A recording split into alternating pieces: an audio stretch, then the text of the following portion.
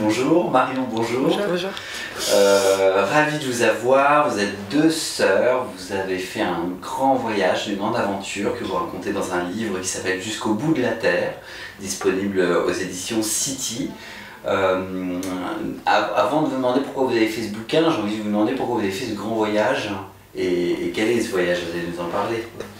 Depuis, on est sœurs, donc on a vécu ensemble évidemment, et on a aussi voyagé ensemble. Et puis il y a aussi une période où on s'entendait pas vraiment. Et puis un jour on a décidé, alors qu'on s'entendait pas, de partir en Australie. Alors ça n'a rien à voir avec le livre, mais c'est là où l'idée du voyage dont il est objet dans ce livre, cette idée est venue en Australie, lors d'un voyage en Australie. Et on était à l'autre bout de la terre, on voyageait toutes les deux, on avait acheté une voiture, on faisait le tour, on était dans le désert, et puis on s'est dit tiens, si on faisait le continent américain. Et 4 ans plus tard, on a eu pris 4 ans pour économiser et réfléchir un peu. Et réfléchir pas tant que ça après tout, mais surtout économiser. Et 4 ans plus tard, on est parti. Et voilà, c'est devenu un livre. Et aujourd'hui, on a ce bouquin dans les mains. Ouais. Donc le voyage, vous avez fait la Patagonie. Racontez-moi un petit peu, pour situer pour les internautes qui n'ont pas lu encore votre livre et qui ont peut-être envie de s'y intéresser après. Alors l'idée à l'origine, c'était de faire les Amériques, de traverser les Amériques de bout en bout, donc de la Patagonie jusqu'à l'Alaska. Seulement c'est un petit peu difficile et un peu plus cher d'arriver en Patagonie directement. Donc on s'est dit qu'on allait arriver à Rio, étendre un petit peu le voyage.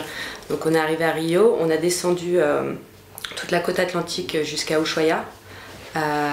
Et on est remonté après jusqu'à Prudhoe Bay en Alaska, et on a fait tout ça en stop. Sans un sou.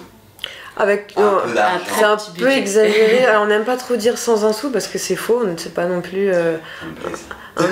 Mais oui, non, mais c'est un argument marketing très fort et c'est bien, mais c'est faux. Nous, on a dépensé, on avait quand même un petit budget, on a dépensé 6 000 € en 2 ans, ce qui est pas énorme, chacune, je précise, ce qui est pas énorme, mais c'est quand même. C'est pas grand chose quand même. Hein. C'est pas grand chose quand même, mais c'est pas sans argent. Non, voilà. Je suis d'accord avec vous et je préfère cette idée-là. C'est plus réaliste. Oui. Et ça, c'est important pour vous justement. De témoigner, mais justement.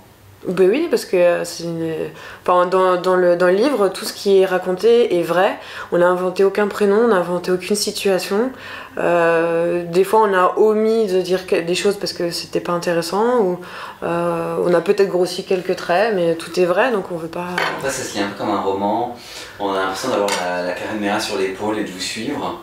C'était une envie. Que finalement le lecteur devienne témoin vous les faites voyager quoi. Oui, bien sûr. C'est un petit peu difficile de raconter notre histoire au départ, mais on y a pris goût très rapidement. Et c'est vrai qu'on voulait être le plus réaliste possible, on voulait vraiment donner le nom des personnages, les situations, un petit peu de description, pas trop, parce que c'est vrai que souvent c'est un peu lourd, mais on voulait vraiment donner l'image de notre voyage et les peu de retours qu'on a pour l'instant parce que ça vient de sortir, les gens sont vraiment, nous disent vraiment nous accompagner sur la route, ils ont l'impression d'être avec nous quoi.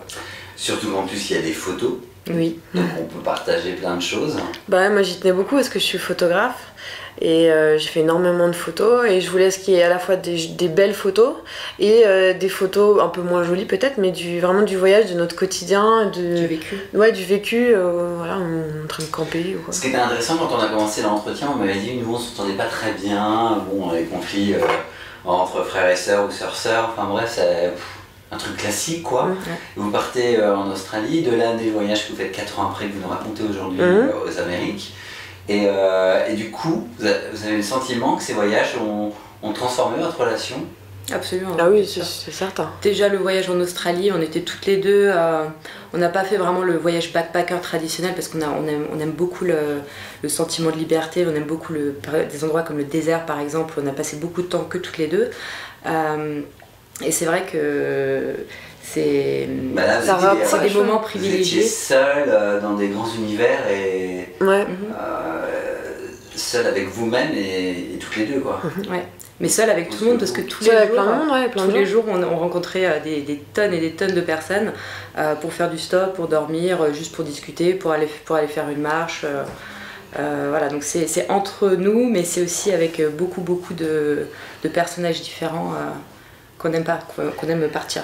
Comme vous dites à vos parents, on est deux femmes jeunes et on s'en va 2 ans.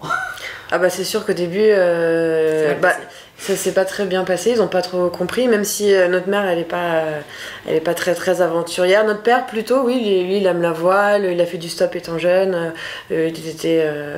il aurait aimé faire ce qu'on a fait, mais malgré ça il a quand même pas il était pas très partant pour nous laisser partir justement dès le départ. Et on a dû les convaincre et leur dire de toute façon on va partir, mais voilà pourquoi on veut partir et il faut nous soutenir parce que sinon on va partir sans votre soutien, c'est dommage.